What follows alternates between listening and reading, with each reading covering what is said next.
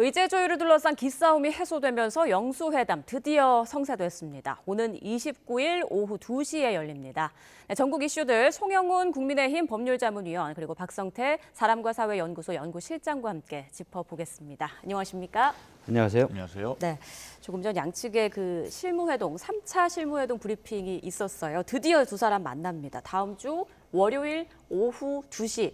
브리핑 내용 좀 어떻게 들으셨어요? 일단은 여야 영수회담이 이제 구체적인 날짜, 장소, 시각까지 다 나왔죠. 그리고 뭐 1시간에서 1시간 반 정도 예정하고 있고 더 길어질 수도 있다. 이런 내용도 나왔으니까 네. 드디어 가시적으로 성사된 것 매우 다행스럽게 생각이 됩니다. 특히 어제 이제 대통령실에서도 특별히 이렇게 의제를 제한해 놓지 않고 좀 열어놓고 회담을 하자는 그런 뜻을 밝혔고 이재명 대표도 여기에 화답을 해서 의제 특별히 이렇게 얽매이지 않겠다 이런 입장을 밝히면 성사가 됐어요. 양쪽 다 매우 긍정적인 신호로 보이고 예. 물론 첫 만남에서 아주 많은 것을 합의하기는 어렵겠습니다만 그래도 접점을 찾아서 하나라도 뭔가 뜻을 맞추는 그렇게 해서 국민들께 선물을 드릴 수 있는 그런 영수회담이 되었으면 좋겠습니다. 네, 민주당 브리핑 내용에서는 뭐 이렇게 간단한 질의응답도 있었거든요. 내용 중에 혹시 좀 관심이 갔던 부분이 있으실까요?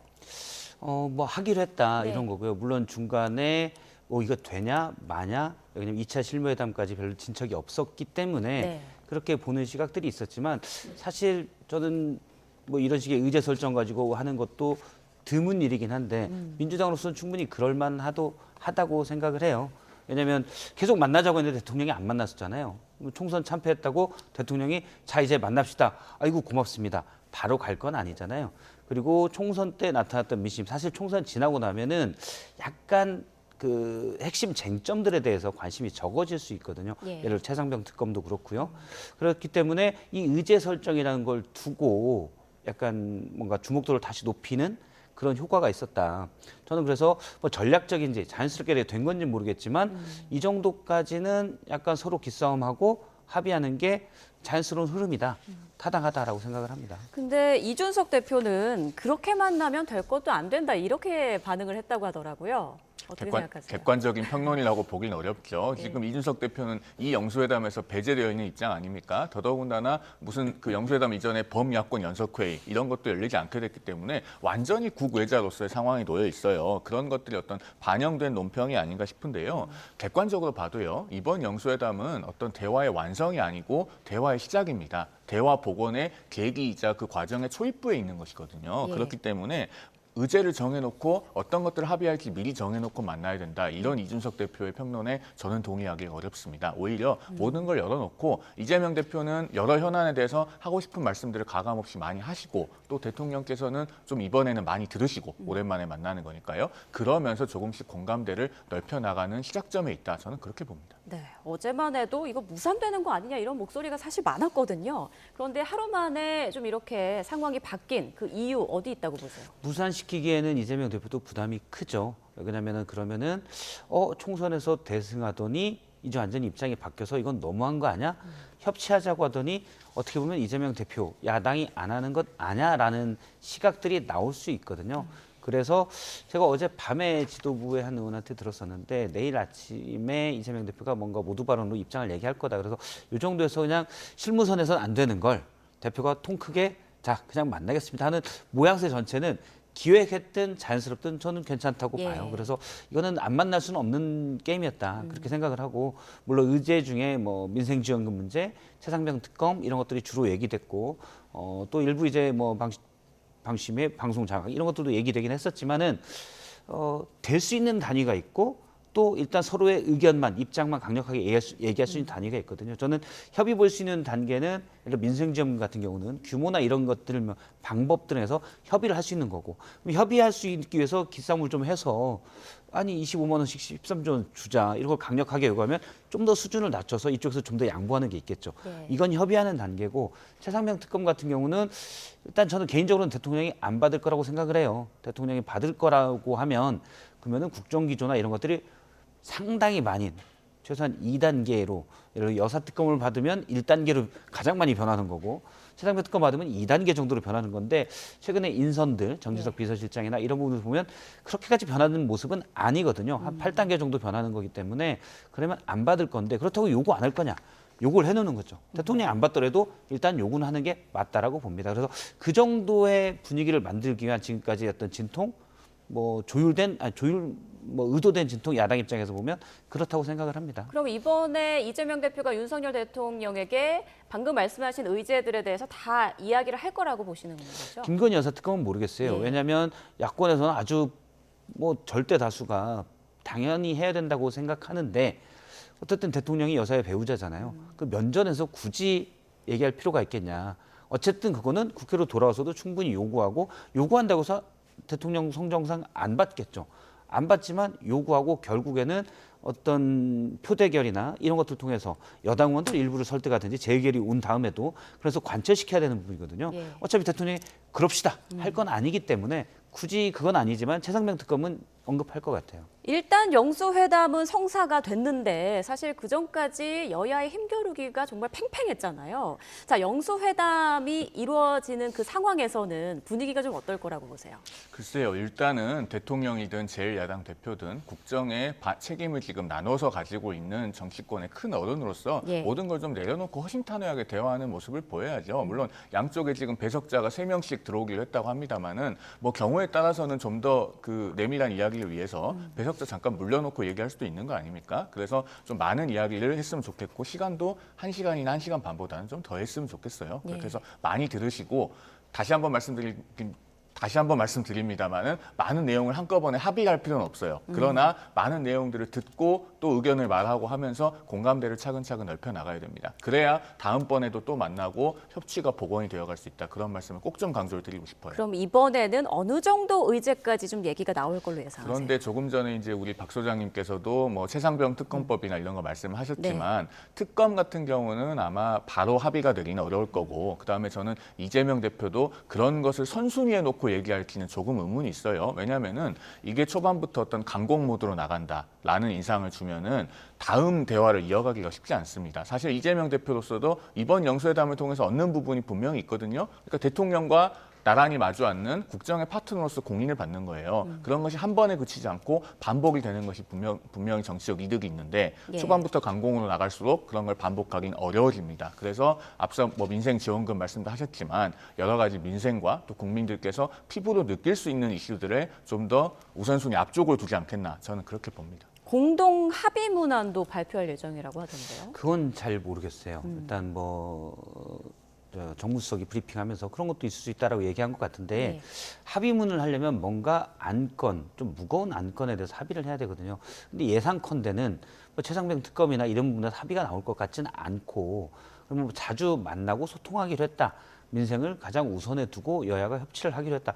이 정도를 가지고 굳이 합의문을 낼 것 같지는 않아요. 그래서 보통 이런 경우 대통령실에서 따로 브리핑을 하고 야당 대표는 따로 또 브리핑을 하거든요. 그러면 동일한 내용을 브리핑을 하겠죠. 그러니까 그 정도 수순이지 않을까라고 저는 생각을 합니다. 합의문으로 안건 내려면은 예를 들어서 뭐 앞서 말씀드린 대로 특검이나 예. 좀 중요한 핵심 쟁점들에 대해서 있어야 되는데 되면 좋지만 좀 그거는 어렵지 않겠느냐라는 건 제 추정입니다. 네, 이번 그 영수회담 뒤로 여야가 좀 협치하는 모습을 보여줄 수 있을지 이게 아마 국민들이 가장 좀 바라는 모습일 텐데 어떻게 예상하세요? 사실 분위기잖아요. 그러니까 또 만나서 얘기하면 좋겠지만 두 분 다 안 만났어도 서로 잘 알아요. 그렇잖아요. 서로 뭐 보도 내용도 보고 하는 스타일 보면 알지 꼭 만나서 얘기 당신이 이런 사람이었구나. 그건 아닐 거라고 봅니다. 사실만 우리가 이제 서로 얼굴을 맞대고 있으면 전화로 얘기하는 것보다 얼굴을 맞대면 약간 더 통하는 부분도 있잖아요. 물론 연인들과도 뭐 싸웠다가 했을 때 전화로 화해할 수도 있지만 만나서 화해할 수도 있어요. 물론 만나서 더 나빠질 수도 있겠지만 대통령과 야당 대표가 만나서 뭐 박차고 나올 그런 건 아니기 때문에 관례상 그러면 얼굴 만나면 이해하는 부분 서로 어떻게 말하면 이제 얼굴이 받치기 때문에 예. 이 정도까지는 서로 들어주는 부분들이 있거든요. 그렇죠. 그게 단계적으로 예. 올라가는 거죠. 그러니까 서로 여야가 뭐 자 이제부터 협치합시다 그럴 건 아닌데 이런 분위기가 형성되면 예를 들어 전세 지원 특별법이랄지 이런 부분에서 몇 가지 합의할 수 있는 그런 부분들에서는 조금씩 단계적으로는 합의할 수 있는 부분이 생기지 않겠냐 이런 기대는 할 수 있을 것 같습니다. 일단 협치, 대화에 물꼬는 틀 수 있다. 예. 이런 거죠. 자, 심평 변호사가 저희 YTN 라디오에 출연해서 자신이 이번 영수회담의 메신저 역할을 했다. 이런 말을 했더라고요. 어떤 발언을 했는지 좀 보시면 그 이재명 대표 측에서 먼저 회담을 제안해서 그걸 대통령실에 이제 전달을 했고 원래는 총리 인선에 관한 협의로 시작을 하기로 했다. 이런 내용이던데 혹시 들으셨습니까? 확인해서도 보도를 했는데요. 예. 별로 이런 걸 밝히는 게 적절하진 않아 보여요. 일단은 그런 여야 간의 메신저 역할을 했으면 그거는 뭔가 어떤 비공개를 전제로 말을 전한 거 아니겠습니까? 정치의 예양에 좀 맞지 않아 보여요. 그러니까 공개하지 않기로 했으면 그런 것은 끝까지 공개하지 않고 역할을 하는 것이 맞고요. 그다음에 이게 공개됨으로써 약간의 억측도 생길 수 있지 않겠습니까? 예를 들면 대통령실의 공식 라인은 그러면 그동안에 뭘 했던 것인가? 왜 비서실장이나 정무수석을 통해서 야당에서도 이런 말이 건너가지 않고 심평 변호사라는 사인을 통해서 이런 제안이 간 것인가에 대해서 또 여러 가지 얘기가 나올 수밖에 없기 때문에 저는 이거 적절하지 않았다고 보고 다만 그러나 심평 변호사가 이 내용을 밝힘으로 인해서 한 가지는 확인이 된 게 있다고 봅니다. 뭐냐면은 지난주 금요일에 그 대통령실에서 그 대통령께서 이제 직접 전화를 해서 영수회담 제안을 했는데 그것이 그날 오전에 발표됐던 갤럽 지지율 급락 때문인 것이 아니냐 이런 추측들이 있었는데 예. 적어도 그것은 아니라는 것이 지금 간접적으로 확인된 셈이죠. 그런 정도의 의미는 있다고 봅니다. 네, 심평 변호사의 이 발언 어떻게 들으셨어요? 저는 사실 잘 모르겠어요. 그러니까 과연 심평 변호사가 만약 메신저가 왔다면 유일하고 핵심적인 메신저냐? 그건 저는 뭐 의문이다. 민주당 입장에서도 그렇고 예. 대통령실도 그렇고 심평 변호사가 물론 대통령의 멘토라고 알려져 있지만 대통령이 꼭 그걸 인정하는 것 같지는 않거든요. 지금에 있어서. 그래서 유일한 메신저일지는 모르겠어요. 이런 일을 하다 보면 여러 사람들에게 의견을 구하고 이런 작업들이 있거든요. 근데 그런 분 중에 한 분은 아니었을까라는 생각을 하지만 이걸 꼭 좀 소통 창구가 딱 심평 변호사를 통했겠냐? 제가 볼 때 민주당 분위기에서 그렇게 했을 것 같지는 않아요. 네. 예. 자, 그럼 영수회담 전까지 뭐 며칠 남진 않았습니다. 주말 남았는데 이 사이에 어떤 변수가 또 생길 수도 있다고 보세요? 변수는 늘 생길 수도 있죠. 예. 저는 항상 내일도 외계인이 쳐들어올 수 있다고 믿기 때문에 세상 일이라는 게 모르죠. 예. 그렇지만 전반적으로 90% 이상은 변수는 없을 것이라고 봅니다. 네. 예. 어떤 변수 혹시 예상할 수 있을까요? 일단 여기까지 왔으면요. 예. 영수회담을 하지 않게 되는 변수는 저는 거의 없다고 거의 봅니다. 없다. 대통령이나 뭐 이재명 대표나 여기서 뒤로 물러날 이유는 없다고 보이고요. 오히려 이제 앞으로 더 나아갈 수 있는 긍정적인 변수는 있을 수도 있겠죠. 그러니까 이틀 사이에라도 여야가 더 물밑으로 내밀하게 조율을 해서 네. 이거 하나라도 합의를 하자. 국민들께 그래도 뭔가 가시적으로 우리 정치권이 아름다운 모습을 보여드려야 되지 않겠냐. 이런 차원에서 하나라도 합의할 수 있는 것이 있다면은 그걸 좀 조율을 하고 들어오면은 합의문까지 나아갈 수 있는 경우의 수도 있지 않겠나 그렇게 봅니다. 네. 어제 이제 이재명 대표와 조국 대표가 비공개 만찬 회동을 했다고 하더라고요. 한 2시간 반 정도 이야기를 나눴다고 하는데 이거 갑자기 좀 정해진 거 아닌가요? 이재명 대표가 먼저 요청을 했다고 하는데 사실 그 전에 그런 일이 있었죠. 조국 대표가 영수회담 전에 이재명 대표가 영수회담 전에 범야권 연석회의를 해서 야권의 뜻을 모아서 가서 대표 주자로서 대통령을 만나라는 요구를 했었거든요. 근데 이게 정성호 의원이랄지 몇 분들이 사실상의 거부를 했습니다. 예. 이런 일이 생기면 어떤 일이 되냐면 어쨌든 크게 보면 야권 지지층 중에 이재명 대표 지지층과 조국 대표 지지층이 서로 약간 갈등이 있거나 이럴 가능성이 높아져요. 그래서 이런 것들을 무마시키기 위해서는 적절한 시점에 이재명 대표와 조국 대표가 만났고 그래서 제가 볼 때는 그 합의문들이 나온 걸 봤는데 적절한 수준의 합의를 했다고 봐요. 예. 이재명 대표 입장에서는 조국 대표가 만약 범야권 연석회의를 해서 예. 주장하는 범야권 연석회의를 해서 거기에 대한 안건으로 대통령을 만든다면 앞으로도 그게 관리가 돼서 그렇게 계속 해야 되거든요. 근데 192석 중에는 어떻게 보면 이재명 대표에서 강력히 반대하는 개혁신당 3석도 들어가 있어요. 그래서 그게 관리해야 되거나 정리해야 되는 게 부담스러울 수도 있고 또 한편은 야권의 어떤 주도권을 조국 대표가 일정 부분 행사하게 됩니다. 크게 장기적으로 보면 야권의 대선 주자로서 예. 이재명 대표와 조국 대표는 어떻게 보면 조국 대표 뭐 두 분 다 사법 리스크가 좀 있긴 하지만 긴박한 건 조국 대표니까 이분만 해소된다면 대선자 경쟁자일 수도 있는데 그런 부분들은 좀 부담이 될 수도 있겠죠. 그래서 당연히 범야권 연석회를 정리하는 거는 꺼렸을 테고 그렇다고 지지층이 갈등으로 가는 것은 또 놔둘 수가 없거든요. 그런 의미에서는 시기적으로 적절했다고 봅니다. 위원님께서 보시기에는 어떤 의도로 만났다고 보세요? 일단은 그 이재명 대표와 정성호 의원 간에는 전략적으로 역할 분담을 잘 하셨다고 보여져요. 그러니까 정성호 의원은 조국 대표는 아직 국회의원도 아니지 않느냐라고 하면서 일종의 배드캅 역할을 하고 그런 다음에 이재명 대표가 어떤 흔쾌하게 회동을 제안하는 듯한 그런 모습을 연출함으로써 이제 굿캅 역할을 한 거죠. 지금 영수회담도 마찬가지로 그 어제만 해도 천준호 비서실장이 대통령실에서 의제에 관해서 좀 만족할 만한 답을 들고 오지 않아서 아쉽다는 취지로 얘기를 했는데 예. 오늘 아침에 이재명 대표가 최고위원 회의를 통해서 의제 상관없이 영수회담 하겠다 이렇게 밝혔단 말이에요. 근데 원래 최고위원 회의는 메시지를 미리 다 준비를 합니다. 그러니까는 그런 전략적인 역할 분담이 있는 걸로 보여지고 조국 대표와의 회동도 저는 마찬가지라고 봐요. 앞서 우리 그 박 소장님께서도 말씀하셨지만은 범야권 연석회의를 하기에는 이재명 대표가 부담이 있어요. 그러니까 조국 대표를 만나기는 만나야 되는데 그렇다고 안 만나는 걸로 계속 놔둘 수는 없고 그러다 보니 상황 관리를 이제 이러한 방식으로 한 것이 아닌가 그렇게 보여집니다. 네. 자, 위원님께 질문 하나 추가로 더 드릴게요. 어제 국민의힘에서 그 총선 참패 분석 토론회를 열었다고 하는데 여기에서 이제 대통령과 당에 대한 쓴소리가 마구 쏟아졌다는 게 그런 소식이 전해집니다. 특히 보수 험지 도봉갑에서 승리한 김재섭 당선인이 당과 좀 반대로 했더니 승리를 했다 이런 말을 했다고 하더라고요. 어떻게 들으셨습니까? 험지에서는 이제 험지에 맞는 그 선거운동의 컨셉이 있죠. 예. 지역 주민들의 정서가 분명히 다르기 때문에 어떤 그 영남권에서 잘 먹히는 선거운동 방식을 서울의 한강 이북에 가서 할 수는 없어요. 그것은 김재섭 당선인으로서는 뭐 너무나 당연한 일이고 그런데 그 자리에서 김재섭 당선인만 어떤 쓴소리를 하신 게 아니라 다양한 분들께서 정말 강도 높은 말씀을 하셨어요. 그래서 제가 사실은 이번 총선 끝나고 그 패배 직후부터 방송에서 늘 일관되게 말씀을 드렸던 게 우리 당은 낙선자 총회를 3박 4일로 해야 된다. 그 말씀을 드렸습니다. 전국의 낙선자들로부터 정말 가감없이 쓴소리를 많이 듣고 그걸 충분히 말할 기회를 드려야 된다고 말씀을 드렸는데 낙선자 총회는 이제 하루밖에 못하지 않았습니까? 그러니까 이런 토론회를 통해서 계속 쏟아져 나오는 것 같아요. 인상 깊게 들은 말씀이 저는 그 고양병의 김종혁 위원장께서 그 국민들께서 격노하셔야 되는데 대통령이 격노한다는 이야기가 많이 들리면 안 되지 않느냐 그런 취지의 말씀을 하셨는데 저는 정말 공감을 하고요. 예. 그동안의 당정 관계에 대해서 총체적으로 사실 돌아봐야 된다. 그것이 왜냐하면 총선 패배의 근본적인 원인으로 작용했기 때문에 그 부분에 대한 성찰이 있어야 된다고 봅니다. 네. 이런 이야기들 건강한 반성이라고 보세요? 어떻게 보십니까? 그렇죠. 예. 예를 들어 뭐 저희가 성공한 사람들한테 배울 게 있으면 그 성공 신화를 배우고 아 나도 그래서 저렇게 성공해야지라고 할 수 있잖아요. 국민의힘이 지역구에서 90석을 얻었는데 그 중에 65석이 청주의 동쪽입니다. 원래 유리한 지역이에요. 성공 신화가 대단한 게 아니라 그냥 좋은 지역에 가서 당선이 된 겁니다. 그래서 국민의힘 대부분은 당선자한테 배울 게 제가 볼 때 김재섭 당선인 정도 빼고는 물론 이제 충청권과 수도권에 또 다른 분들도 조금 있지만 빼고는 별로 없어요. 원래 유리한 지역에서 된 분들이 많아서 예. 그래서 그분들의 목소리가 커지는 것보다 사실은 국민의힘을 하나의 당연히 집권 여당이고 한석이라도 더 되잖아요. 그러면 사실 제일 큰 게 아깝게 떨어진 분들의 얘기.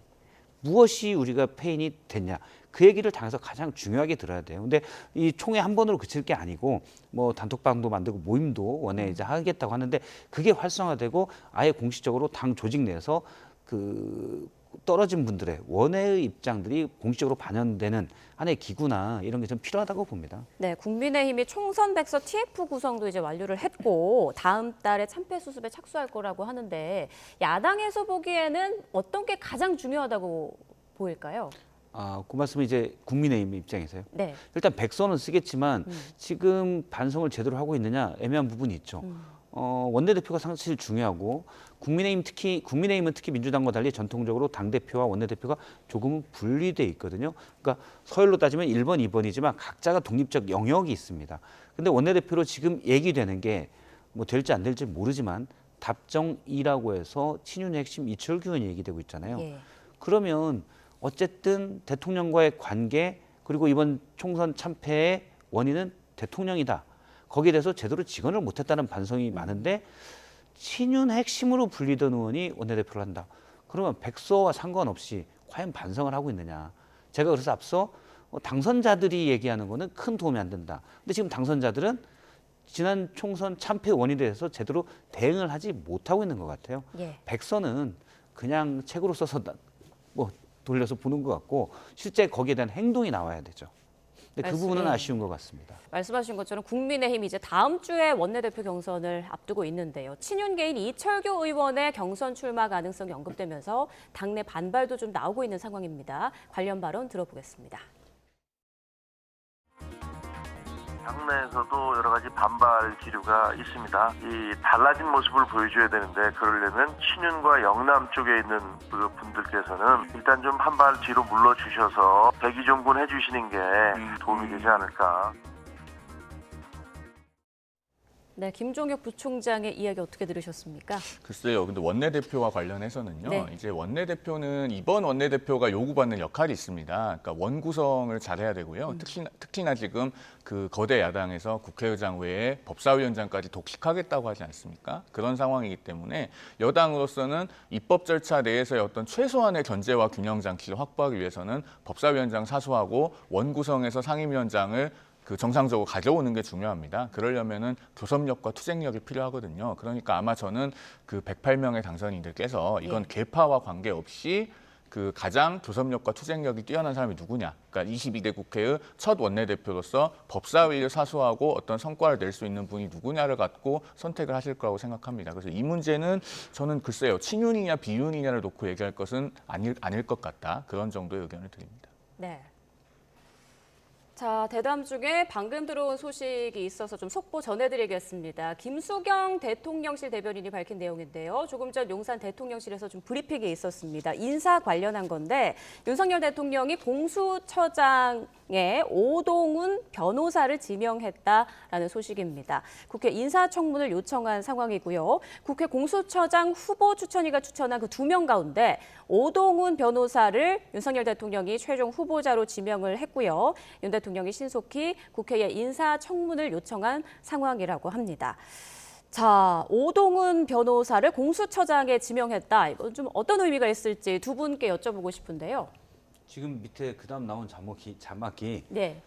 공수처장 지명을 특검법과 연계시키면 부당하다라고 대통령실이 얘기한 걸로 돼 있는데 네, 제가 관련해서 좀 덧붙여서 말씀드리면 대통령실 핵심 관계자가 특검법도 공수처 수사와 무관하게 작년 9월에 발의됐다며 공수처장 지명과 특검법을 연결하는 건 부당하다. 자, 이렇게 말했다는 내용이 있고요. 그리고 오동훈 변호사 그 지명 이유도 밝혔는데 복수 후보에 대해서 여러 의견을 청취해봤을 때 공정성과 신뢰성 등 여러 부분을 고려해서 결정을 했다. 네, 이런 언급이 있었다고 합니다. 특검법을 거부하려면 명분 하나가 공수처가 지금 수사 중이고 최근에 오늘이죠. 오늘 유재훈 국방부 법무관리관이 소환이 됐잖아요. 수사가 한창 탄력을 받았거든요. 네. 그러면은 특검 안 하고 공수처가 수사하도록 놔두자. 앞서 제가 이제 영수회담에서 그게 최상병 특검 얘기는 나올 거라고 얘기를 했는데 그때 대통령이 할 말이 있어야 되잖아요. 공수처가 수사하게 지금 하고 있으니 열심히 하고 있는 것 같으니까 거기서 일단 하는 걸 보고 얘기하시는 게 어떻겠습니까? 이러면 이재명 대표가 할 말이 있거든요. 공수처가 공수처장도 지명이 안 돼 있고 지금 수사를 들어간다고 하지만 예산과 조직 이런 부분도 작기 때문에 수사가 좀 제대로 진척이 안 됐기 때문에 특검을 가야 됩니다라고 얘기했는데 거기에 대한 대응이 지명을 했습니다. 요 명분을 만들기 위해서 나오지 않았나라고 생각이 돼요. 그러니까 공수처 사부가 수사를 하고 있었는데 뭐 사실 상당히 조직 자체가 작습니다. 1, 2, 3, 4부가. 그러면 상식적으로 생각하면 1, 2, 3부에 있는 인원들을 큰 사건에 다 모아서 해내야 되는데 그걸 결정하는 사람이 공수처장이거든요. 근데 지금 없었거든요. 대행 체제로 갔습니다. 그걸 결정할 수가 없어요. 그래서 공수처가 하면 된다라는 논리에 대해서 공수처장도 지명을 안 하자라는 반박이 있었는데 여기에 대한 대응으로 나오지 않았나 싶어요. 네. 위원님께서는 이번 인선 좀 어떻게 보세요? 일단은 2월 29일에 지금 공수처장 후보가 2명이 추천이 되지 않았습니까? 그러니까 그동안에 이제 2달간 2명의 후보에 대해서 다양한 인사 검증을 했을 거예요. 인사 검증의 결과가 나왔기 때문에 이제 지명을 한 걸로 보이고요. 그다음에 지금 특검법하고 연계해서 말씀을 하셨는데 네. 그 최상병 사건 같은 경우에 말씀하신 것처럼 공수처 사부에서 수사를 하고 있습니다만 그 부서의 검사 정원이 민주당이 2번째 발의한 그 최상병 특검법의 그 검사보 인원 수하고 똑같습니다. 그러니까는 공수처가 인력이 적어서 수사를 못한다. 이것은 좀 맞지 않는 것 같고 그다음에 이제 그 특검법의 발의 과정을 보면은 민주당이 이 사건을 9월 5일에 작년에 고발을 해요. 근데 9월 5일에 고발해놓고 9월 7일에 바로 특검법을 발의합니다. 그리고 10월 6일에 패스트트랙에 올려요. 그러면은 원래 특검이라고 하는 것은 어쨌든 수사 결과를 보고 그게 미진하면, 그러니까 공정하게 수사가 되지 않았다고 생각을 하면은 그때 보충적으로 하는 것이 특검인데, 사실은 고발해놓고 이틀 만에 특검법 발의를 했단 말이에요. 그러면은 결과도 안 보고 특검을 하겠다는 것이냐, 이제 이런 논리가 되기 때문에 저는 최상병 사안에 관해서는 사실은 어떤 국민들께서 계속 의문을 갖고 계시는 것이기 때문에 예. 그 물음표를 해소해 드려야 된다고 생각을 하고, 그것에 어떤 방법적인 제한을 두지는 않아야 된다고 생각을 합니다만, 다만 결과도 보지 않고 특검으로 바로 질러가는 것이 맞냐, 이건 좀 생각해 볼 부분이라고 봅니다. 네. 윤석열 대통령이 공수처장의 오동훈 변호사를 지명했다는 속보 다시 한번 전해드리고요. 자세한 내용은 이어지는 뉴스에서 정리해서 전해드리겠습니다. 자, 이번에는 민주당 이야기를 좀 해보겠습니다. 민주당도 원내대표 후보 등록을 마무리했는데요. 친명 박찬대 의원이 단독 출마를 했다는 소식이 전해졌습니다. 이제 완전한 명심으로 좀 정리된 것 같아요. 그렇죠. 그런데 거의 뭐 한 명만 등록을 했잖아요. 예. 사실상 추대거나 그런데 그렇죠. 경쟁하는 모습을 그래도 보여야 되는데, 왜냐하면 선거라는 걸 통해서 어떤 의원들끼리 투표를 하는 거지만 그 과정을 통해서 잘한 점과 못한 점, 개선할 점, 이런 것들이 나오게 되거든요. 근데 한 명만 추대하면 그런 부분이 좀 떨어져요. 그래서 물론 명심을 해서 누가 될지 다 자명해 보여도 나는 조금은 다른 목소리를 내겠다, 그런 분들이 나와서 같이 경쟁을 해줘야 서로 당의 건전한 발전이 있는데, 그런 부분들은 좀 아쉽습니다. 예, 찬반 투표를 최초로 한다고 예. 하더라고요. 몇 퍼센트 정도로 예상하십니까?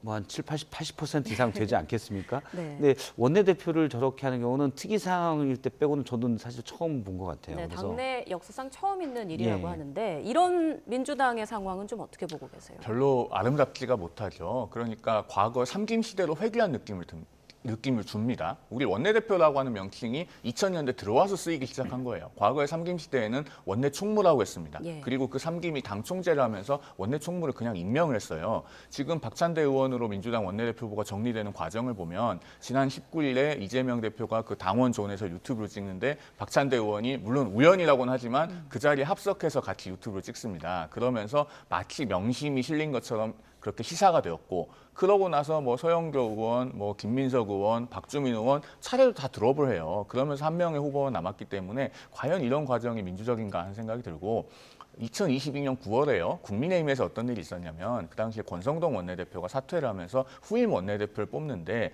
주호영 원내대표 추대설이 나왔어요.